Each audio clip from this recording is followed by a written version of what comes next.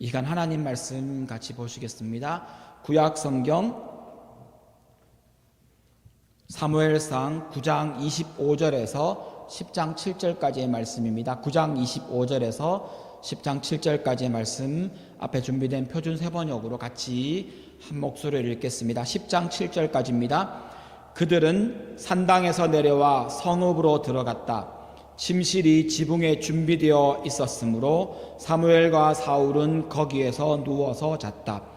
다음 날 동틀 무렵에 사무엘이 지붕에서 사울을 깨웠다. 일어나십시오. 발에다 드리겠습니다.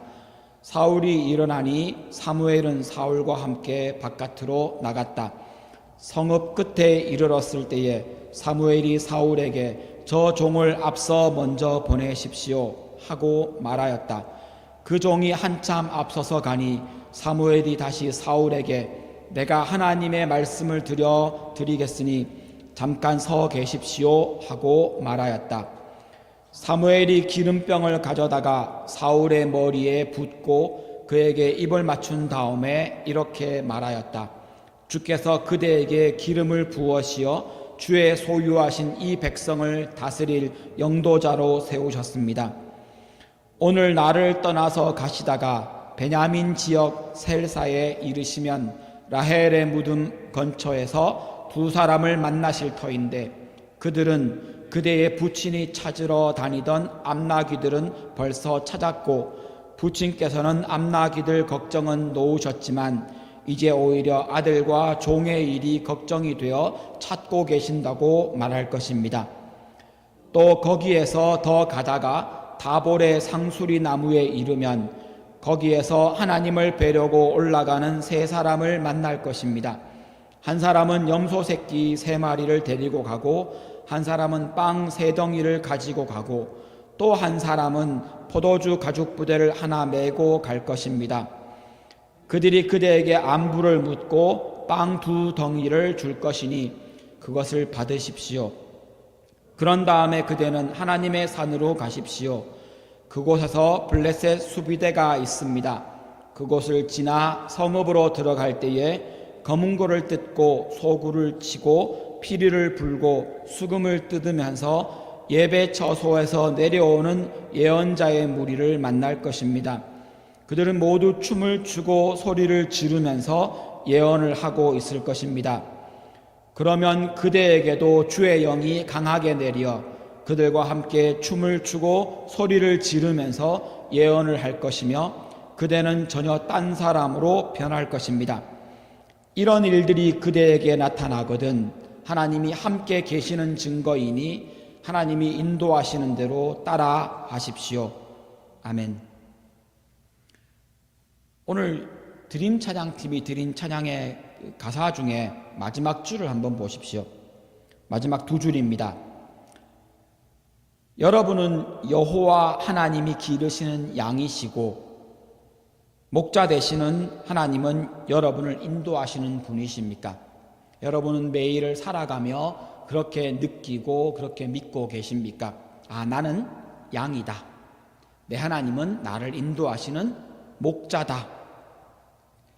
여러분의 직장생활 하시면서 혹은 가정에서 친구들과 혹은 학교에서 여러분 매일매일을 살아가며 하나님은 어떻게 여러분에게 좋은 목자가 되십니까? 누가 묻습니다. 성경에 보니까 하나님이 너희들의 예수 믿는 사람 하나님 백성의 목자라고 하던데 정말로 너한테도 그 하나님이 목자냐? 너는 그분의 양이냐? 양으로서 그 목자는 너를 어떻게 인도하더냐? 라고 묻는다면 여러분에게는 어떤 대답이 있으십니까? 오늘 본문에는 사울이라고 하는 사람이 지금 이제 왕으로 세워지는 장면입니다. 이 사울이 아버지의 심부름으로 잃어버린 나귀를 찾으러 나왔다가 사무엘을 만났습니다. 그리고는 사실은 사무엘을 만나서 우리 아버지가 잃어버린 암나귀가 어디 있습니까? 라고 물으려고 찾아갔더니만 사무엘은 당신이 올 줄 알았습니다 하더니만 이 사울을 데리고 여러 지방 유지들, 높은 지체 높은 사람들이 모인 식사 자리에 초대했었습니다. 오늘 읽은 본문 앞에 나오는 이야기입니다. 그리고는 제일 높은 상석에다가 이 사울을 앉히고는 특별히 준비된 사울만을 위해서 준비된 음식을 먹게 합니다. 그때 많은 높은 사람들이 그 모습을 다 보았습니다. 궁금했을 겁니다. 저 사람이 누구지? 도대체 누군데 하나님의 사람 사무엘이 저를 특별히 저렇게 높이는 걸까? 사무엘은 그때 아무런 힌트도 대답도 해주지 않았던 것 같습니다. 그리고는 하나님의 인도에 대한 이야기를, 이제 아침이 되어서 내려가면서 하나님의 인도에 대한 이야기를 들려주면서 하나님이 사울을 어떻게 인도하시는가에 대한 이야기를 오늘 본문 말씀에 기록하고 있었습니다. 이 모습은 마치 우리의 모습 같습니다. 어찌어찌 하다가 대학교에 왔고, 어찌어찌 하다가 대학원에 왔고, 다른 아마 우여곡절을 겪으셨을 겁니다. 학부에, 석사에, 박사과정에, 혹은 교수로, 혹은 직장인으로, 혹은 비지팅으로, 혹은 여러분이 블랙세븐에 사시려고 친구를 따라 만나러 오시기도 하고, 여러분의 목적에 따라서 구비를 넘고 고개를 돌아서 블랙스버그에 오셨을 겁니다. 애쓰고 노력하셨을 겁니다. 그런데 여러분 알고 계시지 않습니까? 하나님이 나를 인도하셨고, 그래서 내가 여기 온 겁니다. 우리 그리스도인들은 우리의 삶을 그렇게 바라봅니다. 사울의 모습을 통해, 사울을 인도하시는 하나님을 통해 우리를 위해서 준비하시는, 우리의 인생길을 준비하시는 하나님을 여기서 보게 됩니다. 네, 맞습니다. 하나님이 준비하신 겁니다. 우리의 인생길을 말입니다. 하나님이 우리의 인생길을 준비하신다라는 말을 우리는 보통 하나님의 인도라고 부릅니다. 하나님이 인도하셨다라고 말입니다. 하나님이 우리를, 그리고 사울을 어떻게 인도하십니까? 본문에서 분명히 확인되는 것은 필요한 사람을 만나게 하신다는 겁니다. 여러분이 블랙스버그에 오셔서 필요한 사람들을 만나셨습니까? 여러분이 로고스에서 레마에서 신앙인들을 만나셨습니까? 그게 그냥 있는 일이 아니고요. 여러분이 하나님이 준비하신 그 사람을 만나신 겁니다. 사울은 사무엘을 만났습니다. 25절에 보면 사무엘이 사울을 자기 집에서 재워줍니다. 사울은 잘 곳이 없이 지금 암나귀를 찾으려고 열심히 다니고 있었는데, 그래서 어디로 가면 암나귀를 찾을 수 있을지를 알고 싶었는데, 그래서 사무엘을 찾아왔는데 사무엘은 사울을 먹이고 재워줍니다. 사실은 얼마나 조급한 마음으로 찾아다녔겠습니까? 잃어버린 암나귀를 찾느라, 정신없이 다니느라 피곤하고 지친 그에게 먹이고 재워주는 사무엘, 여러분에게도 하나님이 그러하셨다는 겁니다. 그리고 앞으로도 그러실 겁니다. 하나님이 여러분을 돕도록 준비된 사람을 여기에서 만나게끔 이끌어 주셨고 준비하신 겁니다. 27절에도 그 이야기가 나옵니다. 특히 사무엘이 사울에게 하나님의 말씀, 특별히 하나님의 뜻을 들려줍니다. 그것처럼 하나님이 여러분이 이 블랙스버그에서, 로고스 대학부에서, 레마 청년부에서, 혹은 블랙스버그 한인교회에서, 혹은 신앙공동체에서, 아니 삶의 순간순간마다 하나님은 그 말씀으로 들려줄 하나님의 사람들을 여러분 옆에 붙여 주셨다는 겁니다. 사실은 우리들이 많이 흘려 보낸 겁니다. 여러분의 선배, 여러분의 친구, 여러분의 순장이 바로 그 하나님이 준비하신 그 사람입니다. 잘 안 믿기십니까? 하지만 이것이 신앙의 눈으로 이야기하는 사실입니다. 하나님이 또한 하나님의 사람들을, 필요한 사람들을 만나게 하실 뿐 아니라 하나님은 우리를 위해 준비하시는데 우리의 필요를 채우시는 방법으로 우리를 위해 준비하십니다. 하나님이 우리의 필요를 채우신다라는 말은 사울의 고민과 걱정을 덜어주신 부분에서 확인할 수 있습니다. 지금 이 사울의 가장 큰 필요는 암나귀를 찾는 겁니다. 아버지가 찾으라고 보냈는데 사울이 아무리 찾아도 없습니다. 여기저기 헤매다가 점점 집으로부터 멀리 떨어져 왔습니다. 사울의 고민, 암나귀였습니다. 10장 2절에 보니까 하나님이 준비하신 사람을 통해 그 고민이 풀립니다. 이미 사무엘에게 들었지만 사무엘이 이렇게 가면 누구를 만날 겁니다 라는 내용 안에 보면 이 사울의 고민이 해결되었음을 확인합니다. 그리고는 아버지가 오히려 암나기 걱정이 아니라 아들인 당신과 좋은 걱정을 하고 있습니다 라고 하는 새로운 소식도 들음으로 사울의 걱정이 사라지며 하나님의 사람을 통해 이의 필요가 채워집니다. 잠도 잤고 잘 잤고 먹을 것도 충분히 먹었을 뿐 아니라 하나님의 사람들을 통해 상황을 통해 그에게 필요한 것을 채워 주십니다.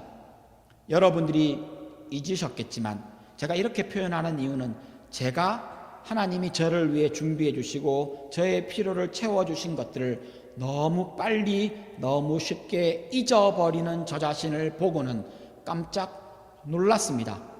그때는 그게 하나님이 도와주셨구나 하고 박수치면서 좋아하면서 감사해놓고 딱 돌아서는 순간 다 잊어버리는 저 자신을 말입니다.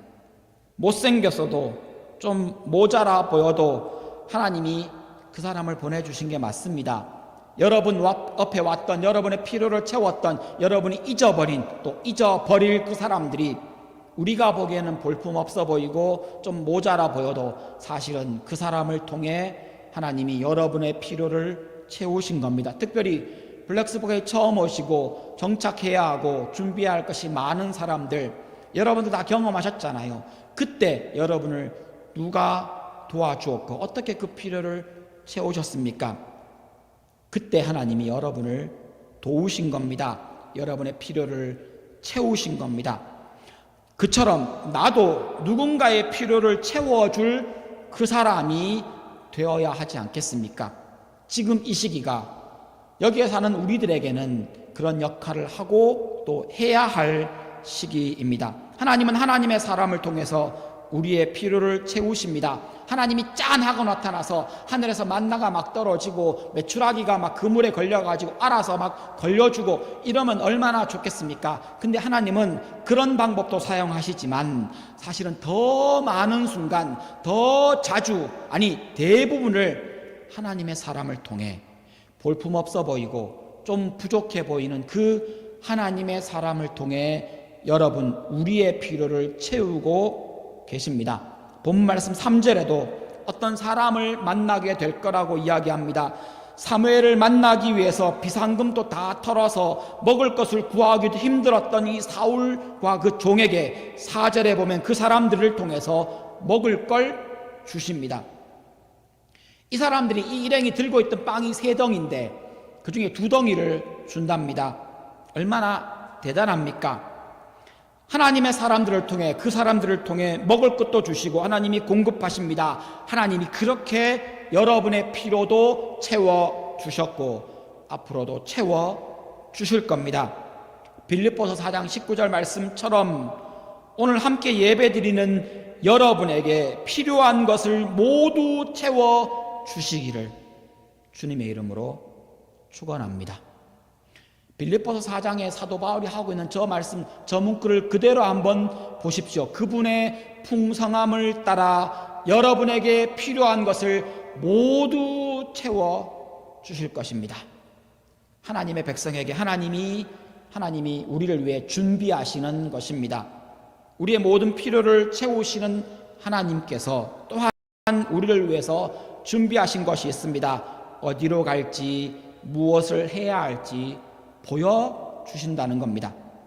사무엘은 5절에 보니까 사울이 어디로 가야 할지 다음 행보를 가르쳐 줍니다. 길 가다 보면 누구를 만날 겁니다. 그 사람을 만난 다음에 어디로 가시면 됩니다. 무엇을 지나 어떤 일이 생길 겁니다. 라고 이야기해 줍니다. 그리고는 하나님의 산으로 가면 예배하면서 찬양하는 사람들을 만나게 될 것도 알려줍니다. 마치 블랙스버에 갔더니만 교회를 찾았더니만 딱 하나밖에 없습니다. 선택의 여지가 없습니다. 여러분 이게 그냥 등 떠밀려 갖고 이 블랙스버 한인교회 오신 게 아니고요. 하나님이 블랙스버 한인교회를 여기에 수십 년 전에 여러분을 위해, 여러분 같은 사람을 위해 세워 놓으신 겁니다. 어떻게 이렇게 자신 있게 얘기할 수 있느냐고요. 이 동네가 한인교회가 세워질 수 있는 형편이 안 되는 교회입니다. 재정적으로도 그렇고요. 여기에서 와서 교회가 설 수 있다는 것 자체가 엄청난 일입니다. 그 일을 하나님이 여러분을 위해서 준비해 놓으신 겁니다. 그냥 와서 보니까 한인교회 있더라, 이 정도 얘기가 아니고요. 지금까지 왔던 우리 교회 역사를 본다면 이 교회는 정말로 여기 와서 블랙스버그에 와서 신앙의 끈을 붙들고자 하는 그 사람들을 위해, 그 소수의 사람들, 그 갈망에 가득 찬 사람들, 그 갈급한 사람들을 위해 하나님이 준비해 놓으신 하나님의 은혜이며, 하나님이 어디로 가야 할지 무엇을 해야 할지를 가르쳐 주시는 하나님의 은혜의 통로로 여기에 박아놓은 하나님의 땅입니다. 이것이 하나님이 여러분을 위해 준비해 놓으신 하나님의 은혜입니다. 오늘을 걱정하며 내일을 염려하는 우리들을 위해 하나님이 필요한 사람을 만나게 하시고 필요를 채우시면서 어디로 가야 할지 무엇을 해야 할지를 가르쳐 주십니다. 이런 일들을 경험하고 난 다음에야 우리는 이런 고백을 할 수 있을 겁니다. 시편 23편입니다. 나를 푸른 풀밭에 누이시며 쉴만한 물가로 인도하십니다. 어디 인생에 푸른 풀밭이나 쉴만한 물가만 있겠습니까? 가다 살다 보면 힘든 일도 만나지 않습니까? 우리가 경험했다시피 실패도 해보고 거절도 당하고 하고 싶은 일에 좌절도 겪습니다. 왜 아니겠습니까? 그런 일을 다 겪습니다. 그 순간에는 하나님이 우리를 어떻게 인도하십니까? 시편 23편 하나님이 우리 목자 되시는 그 노래에서 4절에 보면 이렇게 말합니다. 내가 비록 죽음의 그늘 골짜기로 다닐지라도, 개역개정에 사망의 음침한 골짜기로 다닐지라도 그 길을 지나가야만 합니다. 그 길을 지나가야만 그 다음 냇가가 나오고 그 길을 지나가야만 푸른 초장이 나옵니다. 가고 싶지 않지만, 아프지만, 힘들지만 인생 중에는 그런 길을 지나야 할 때가 있습니다. 실패 한번 겪지 않고 인생을 살았던 사람, 여러분 위인이든 아니면 여러분 주변 사람들 보십시오. 그 누가 인생에 실패 한번 겪지 않고 사망의 음침한 골짜기를 지나지 않고 그 일, 지금의 자리까지 온 사람이 누가 있습니까? 다 겪습니다. 그런데 우리에게 다른 게 뭡니까? 거기를 지나가도 하나님이 나와 함께 하시기 때문에 두렵지 않습니다. 하나님이 나와 함께 하시기 때문에 그 길을 지나면서도 하나님 붙들고 힘내어서 그 고비를 넘어갈 수 있습니다. 하나님이 주의 지팡이와 막대기로 나를 위로하시며 나를 인도하신다는 겁니다. 그래서 하나님이 나의 인생길을 위해 준비하시면 시편 23편의 처음 서두를 이렇게 시작하는 겁니다. 아쉬움이 없고, 개역개정에는 부족함이 없고, 영어 표현에는 I shall not want, 더 바랄 게 없습니다.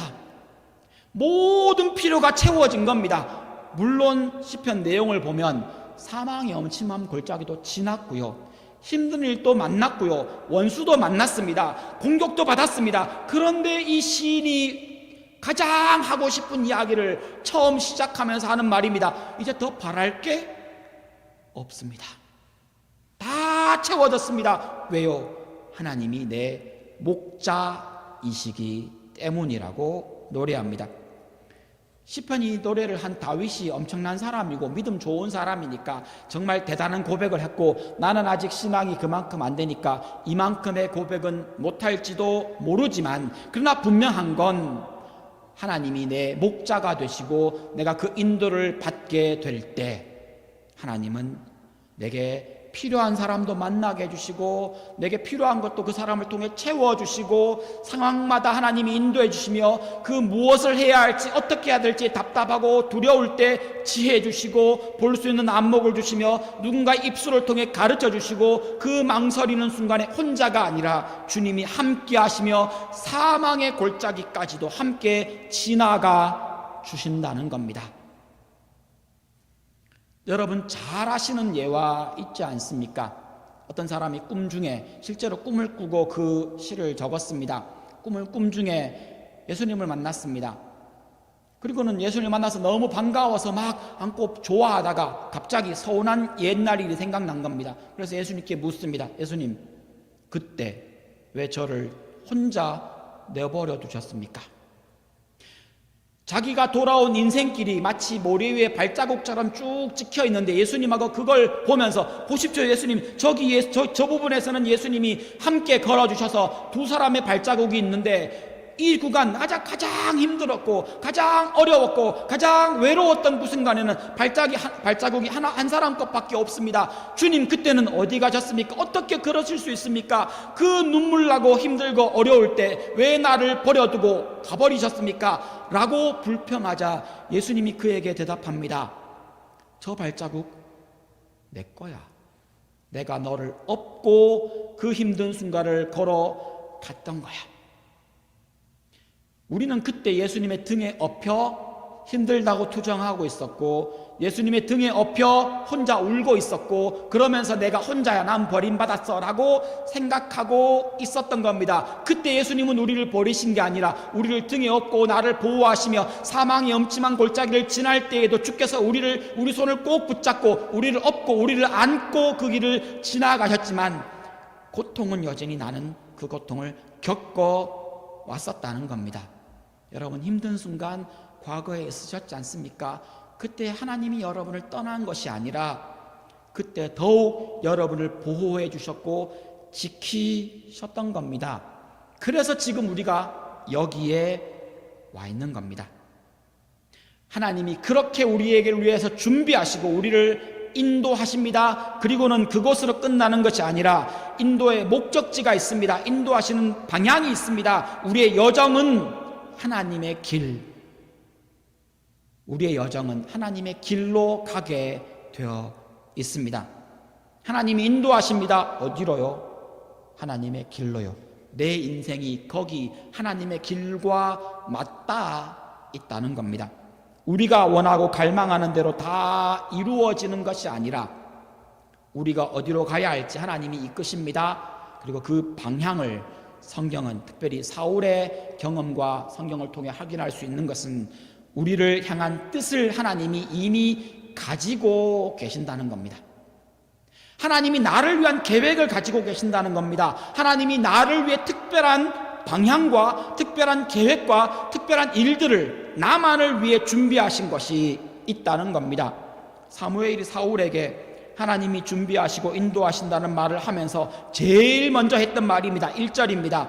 하나님의 계획을, 사울을 향한 하나님의 뜻을 알려줍니다. 그 내용은 당신이 이스라엘 자기 백성, 하나님의 백성이, 하나님의 소유된 백성의 영도자, 왕이 될 것이라고 가르쳐 줍니다. 여기서 확인할 수 있는 분명한 사실은 사울은 이스라엘 땅에 왕이 세워질지도 몰랐습니다. 그건 지금 장로들이 한 거거든요. 장로들이 모여가지고 사무엘 앞에 가서 우리도 왕을 세워주시면 좋겠습니다. 그래서 우리 알지 않습니까? 사무엘이 삐집니다. 어떻게 저 사람들이 저럴 수 있습니까? 라고 하나님 앞에 아뢰더니만 그들을 위해 왕을 세워주어라. 그러면서 사울을 사무엘에게 인도하셨던 겁니다. 사무엘은 이 사실을 이 순간까지 몰랐습니다. 이게 사울의 계획이 아니라는 겁니다. 사울이 왕 되고 싶어 준비한 적이 없다는 겁니다. 사울이 그 일을 위해 어떠한 계획도 어떠한 의도도 가지지 않았습니다. 그런데 하나님은 사울을 콕 찍어 그를 위한 계획, 왕으로 삼으시고 그에게 줄 수많은 힘과 그에게 영광을 허락하셨다는 겁니다. 영도자로 세우신 겁니다. 시편 37편 23절에 하나님은 우리의 길을 계획하시고 우리를 끝까지 인도하십니다. 내가 걸어가야 할 길을 하나님이 보여주시며 걸어가게 하십니다. 그리고는 함께 그 길을 가주시는 겁니다. 주님이 우리의 목자 되심을 기뻐하며 노래하는 시편 23편 5절에 보면 왕이신 하나님이 나를 의도적으로 높은 신하의 자리에 앉힌 다음에 내게 테이블, 밥상, 잔치상을 차려주신답니다. 그런 다음에 내 머리에 기름을 부으십니다. 많은 사람들 앞에서 내게 포도주를 따라주시는데 잔이 넘치도록 따라줍니다. 이 배경이 어떤 배경인가 하면 왕 되신 하나님이 많은 신하들과 높은 사람들을 불러다 놓고 특별히 나한테 가장 높은 자리 따로 상을 마련해 준 겁니다. 이건 보통 그런 잔치 자리가 열리면 왕만 큰 상을 받고 나머지 신하들은 다 같이 상에 여러 명이 앉는 것이 관례였습니다. 근데 나를 위해서 상을 따로 마련해 주었다. 그만큼 높은 사람이고 왕이 총애하는 사람이며 이 잔치에서 너희들이 나의 신하로서 여기 참석했지만 저 내가 높여주는 저 사람에게 얼마나 내가 신뢰하고 얼마나 높은 많은 것을 기대하는지 보아라 라고 하면서 많은 사람들 앞에서 높여주는 겁니다. 그런데 그 대상이 누굽니까?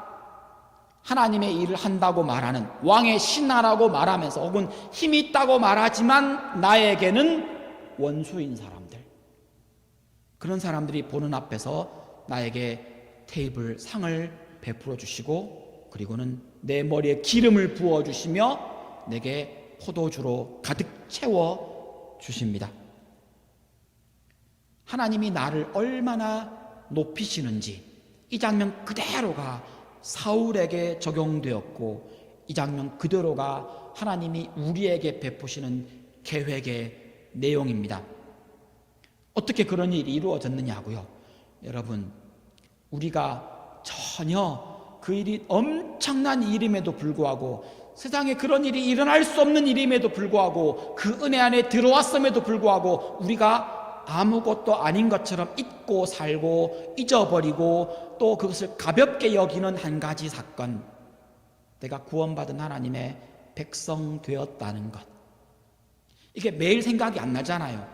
여러분은 막 매일 생각나면서 막 기쁨이, 그 생각할 때마다 막 기쁨이 넘치고 춤을 덩실덩실 추고 막 휘죽휘죽 웃고 그러시는지 모르겠지만 목사인 저는 이걸 잊어버려서, 목사가 말입니다, 나 같은 사람이 구원 얻었다고 하는 이 기적을, 이게 어떻게 기적입니까? 내가 예수를 믿다니요, 내가 구원 얻다니요. 내가 왜? 내가 무엇 때문에? 내가 뭘 했다고? 근데 내가 구원 얻은 하나님의 백성이 되고 난 이 놀라운 은혜와 이 기적을 죽어 마땅하고 죽었어야 하던, 아니 이미 죽은 나를 위해 하나님이 하나님의 목숨을 걸고 나를 십자가에서 구원하시고 그 부활의 능력으로 나를 다시 살려놓은 이 기적을, 이 놀라운 기적을, 이 기적이 산이 옮겨지는 것보다 더 큰 기적이고요, 이 기적이 온 천지가 개벽되는 것보다 더 큰 기적입니다. 하나님은 말씀으로 천지를 창조할 수 있는 분인데 그분이 말씀으로 나를 그냥 살아라 이렇게 말씀하신 게 아니라 자기를 희생하고 자기를 들여 하나님이 나를 구원하셨습니다. 천지 창조가 더 큰 일입니까? 나를 구원하신 그 사건이 더 큰 일입니까? 나를 구원하신 그 일이 훨씬 더 큰 일입니다. 하나님이 하나님의 목숨을 걸고 목숨값을 지불하고 나를 구원하셨습니다. 말씀으로 천지를 창조할 수 있는 그분이 말씀이 아니라 직접 인간의 몸을 입고 나를 구원하셨다는 이 기적을 얻어놓고도 잊어버린 겁니다. 제가 그런 사람입니다. 하나님이 우리에게 베푸시는 것이 얼마나 큰 은혜인지 시편 23편에 원수 앞에서 내게 상을 베푸시고 혹은 잔을 넘치도록 부어주신다고 하는 그 말씀이 우리에게 임했고 그 말씀이 우리에게 이루어진 겁니다. 사실은 다윗보다 사울보다 우리가 받은 은혜가 더 큽니다. 우리 하나님과 우리는 하나님께서 우리를 인도하시면서 함께 그 길을 가고자 하나님은 그 우리를 향한 뜻을 보여주시고 우리를 인도하신다는 겁니다. 이 부분을 조금 더 잘 이해하기 위해서 제가 좀 종교에 대한 이야기를 좀 해볼까 합니다. 세상 사람들은 자기가 원하고 바라는 것이 있을 때 신을 찾고 종교를 찾습니다. 보통 종교라고 말하면 그런 것 아닙니까? 그리고 신에게 잘 보이기 위해서 돈도 바치고 시간도 바치고 정성도 다하고 착하게 삽니다. 그래서 굿도 하고, 그래서 일천배도 하고, 그래서 탑돌이도 하고, 그래서 지극정성으로 기도합니다. 그러면 신이, 종교에서 말하는 겁니다, 그들이 믿는다고 하는 그 신이 그 정성과 그 노력과 그 바친 것에 대한 감동으로 인간에게 좋은 것을 베풀어 줍니다. 나의 노력, 나의 예배, 나의 정성 때문에 신이 기분이 좋아지면 그때 줍니다. 혹 내가 원하는 것들이 이루어지지 않으면 종교에서는 말합니다. 내 정성이 부족했던 거야. 내가 뭘 좀 더 바쳐야 했던 거야. 이스라엘 땅에 있었던 그 수많은 이방 종교들, 우상들도 동일하지만 지금 이 땅에 존재하고 있는 모든 대부분의 종교들이 이러합니다. 신이 감동하면 내가 복을 받고 신의 어떤 원하는 기준에 미치지 못하면 나는 복을 받지 못합니다. 하지만 그 우상, 그 신은 나를 향한 계획을 가지고 있지 않습니다. 계획은 누가 가지고 있습니까?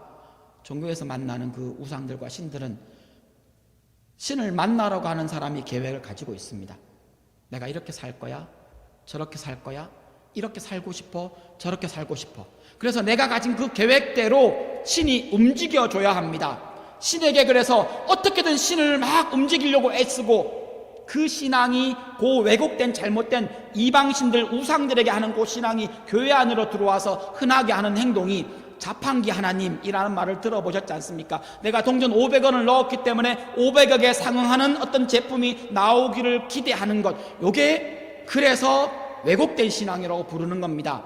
내게 계획이 있고 내가 그 계획을 가지고 하나님께, 신에게 나아가서 내가 최선을 다해서 신이 좋아하는 무엇을 하면 내 계획을 이룰 수 있는 겁니다. 그런데 성경에 나오는 우리 하나님은 어떤 분입니까? 내 계획 아니요.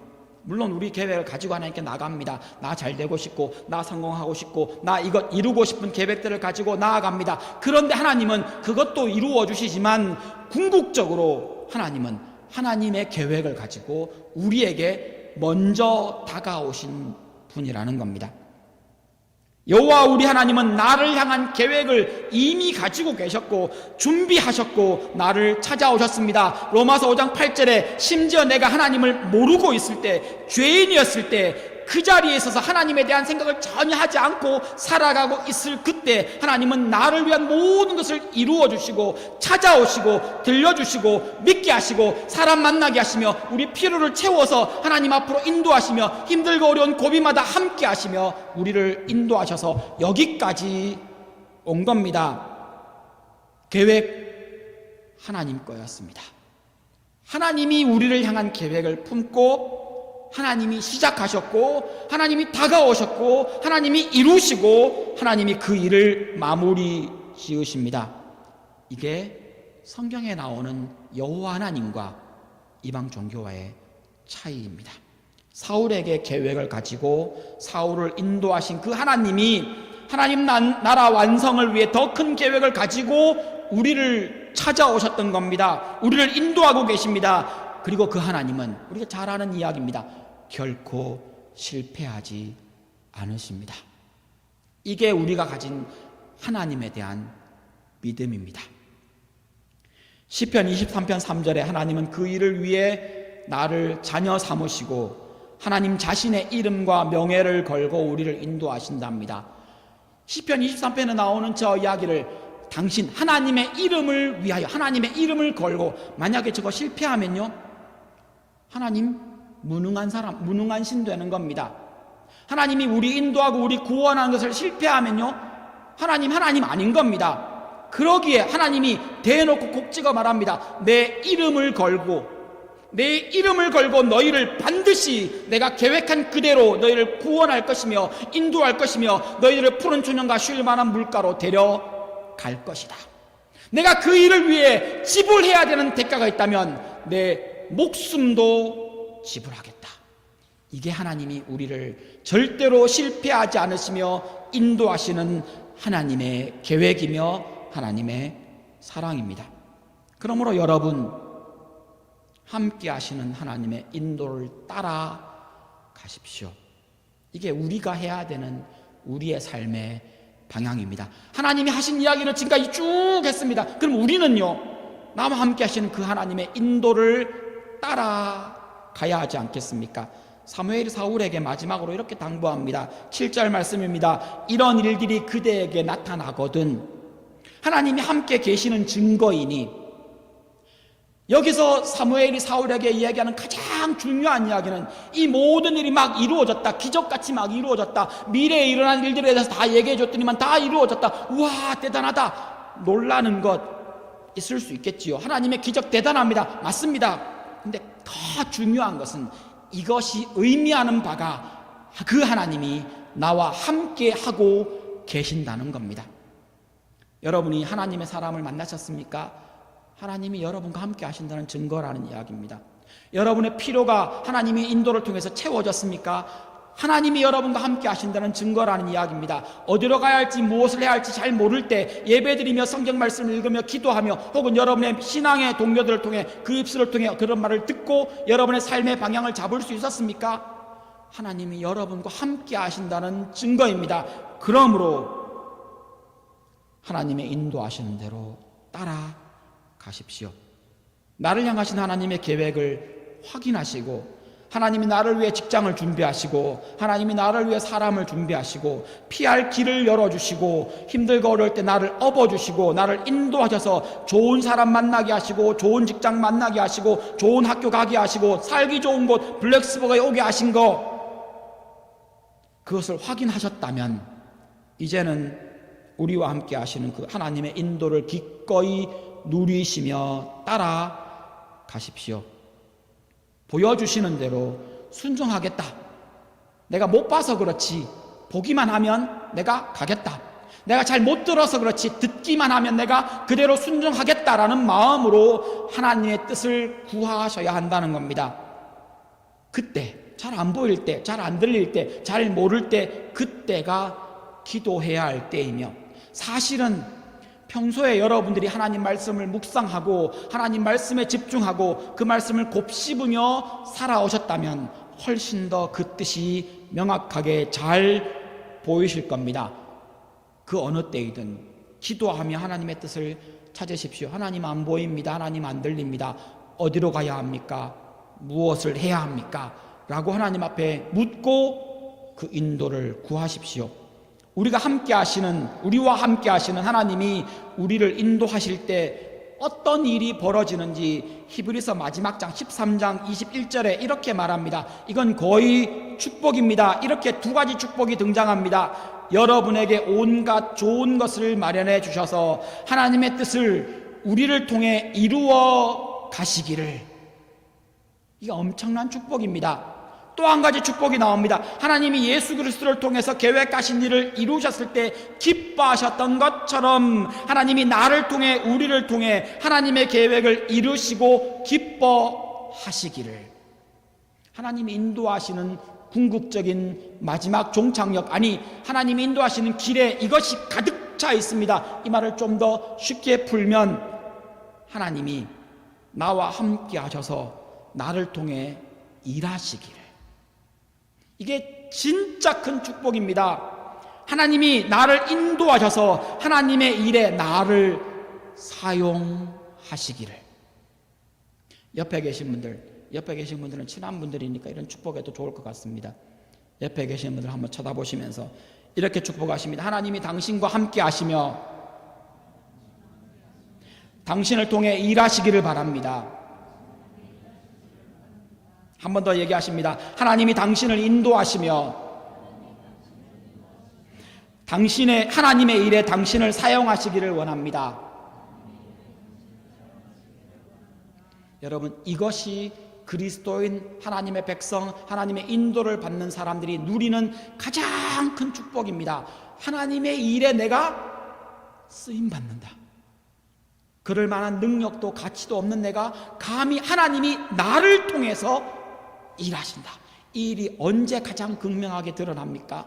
여러분이 섬기실 때 이 일이 일어납니다. 이게 그냥 세상에서는 섬기는 일, 허드렛 일, 뒤에 사는 일은 그냥 착한 사람들이 다른 사람들에게 기쁜 마음으로, 좋은 마음으로, 양보해 주는 마음으로 하는 것이지만 우리에게는 이것이 복의 자리이며 이것이 가장 명예로운 자리이며 이것이 하나님이 가장 기뻐하시는 자리이며 이것이 우리가 누릴 수 있는, 이 땅에서 누릴 수 있는 가장 큰 복의 자리입니다. 그 하나님이 나를 통해 일하십니다. 그 하나님이 기뻐하시는 일에 나를 끼워주십니다. 굳이 표현하자면 하나님이 어느 위대한 학자가 엄청난 논문을 씁니다. 노벨상을 받고도 남을 만한 엄청난 논문을 쓰는데 거기다가 내 이름 탁 올려주시는 것 같은 겁니다. 실감이 되십니까?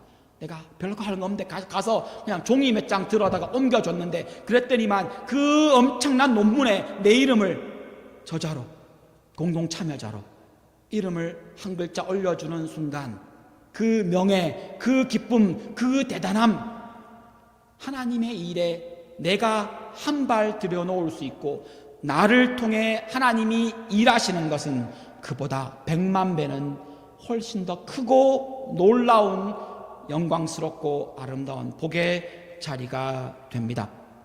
하나님이 우리와 함께 하시며 우리를 인도하시며 우리를 통해 하나님의 일을 이루실 때 출애굽기 14장 14절 말씀처럼 하나님이 우리를 위험과 어려움과 고민으로부터 구하여 주시기 위해 직접 싸워 주실 겁니다. 하나님이 나를 위해 싸우십니다. 저 출애굽기에 나오는 저 이야기는 하나님이 하나님 백성을 위해 싸우시겠다. 너희들은 진정해라. 잠잠해라. 하나님이 싸우시는 것을 지켜보며 환호성을 질러라. 라는 맥락의 이야기입니다. 하나님이 우리와 함께 하시며 우리가 하나님의 인도를 받을 때 하나님은 우리를 위해 싸워 주시는 분입니다. 언제까지요? 이사야서 46장 4절에 이런 표현이 있습니다. 너희가 늙을 때까지 내가 너희를 안고 다니고 너희가 백발이 될 때까지 내가 너희를 품고 다니겠다. 내가 너희를 지었으니 내가 너희를 품고 다니겠고 안고 다니겠고 또 구원하여 주겠다. 이 땅에서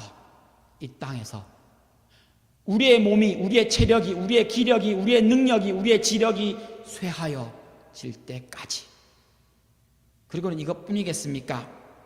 우리는 이미 알고 있습니다. 우리 몸의 힘이 다 퇴진할 때까지, 내 육체의 한계에 도달할 때까지 하나님이 나를 안고 나를 품고 나를 안고 가시겠다는 겁니다. 내가 아플 때, 내가 슬플 때, 내가 즐거울 때, 내가 힘이 솟구치고 팔팔할 때는 물론 그 모든 것이 사라졌을 때에도 하나님은 우리와 함께 하시며 인도하십니다. 하나님의 인도를 따라 갑시다. 순종하겠다는 자세로 하나님께 인도해 달라고 기도해야 할 때입니다. 하나님은 준비를 다 하셨습니다. 이제 나만 준비하면 됩니다. 하나님은 모든 것을 다 하시고 모든 것을 행하고 계십니다. 이제 나만 따라가면 됩니다. 그리고 내가 준비되었을 때 나와 함께 하시는 하나님이 나를 인도하시기를 기대하며 그 인도를 따라 순종하며 살 그때에 우리는 그때야 비로소 이런 고백을 할 수 있을 겁니다. 나의 목자 되시는 하나님에 대한 고백, 시편 23편 6절입니다. 진실로 주님의 선하심과 인자하심이 내가 사는 날 동안 나를 따르리니, 내가 백발이 되고 힘들어지고 쇠약해질 때까지 따를 뿐 아니라 그리고는 영원토록 내가 하나님과 함께 하나님의 집에 거하게 될 겁니다. 이 땅에서부터 하나님의 인도함을 받아 이 땅에서의 생명이 다하고 하나님 저 하늘나라에서 하나님과 함께 영원까지 갈 때에 그때까지 그 시작이 이미 여기에서 시작되었습니다. 하나님의 인도함을 받아 이 고백, 시편 23편 6절의 이 고백, 우리도 하나님 앞에 나의 고백으로 할 수 있기를 원합니다. 같이 기도하시겠습니다.